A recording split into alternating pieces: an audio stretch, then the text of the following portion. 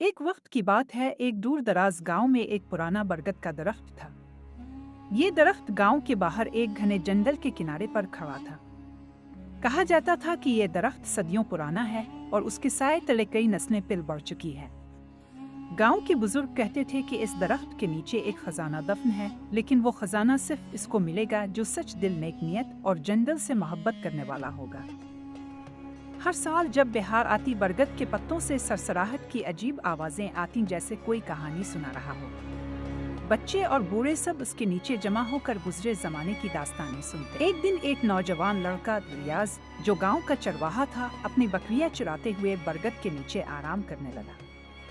इसे अचानक नींद आ गई।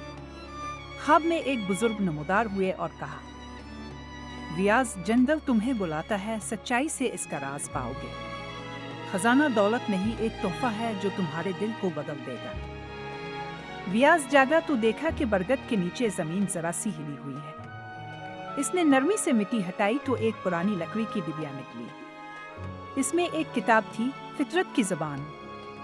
इस किताब में पौधों, परिंदों, जानवरों और जंगल के राजों के बारे में हैरत अंगेज बातें लिखी थी। रियाज ने वो सब कुछ सीखा और गांव वालों को भी सिखाया। वो जंगल की हिफाजत करने लगा और गांव वालों को भी कुदरत से मोहब्बत करना सिखाया। बरगद अब भी खड़ा है, लेकिन अब वो सिर्फ दरख्त नहीं, गांव की पहचान है, और उसके नीचे हर साल रियाज का दिन ही मनाया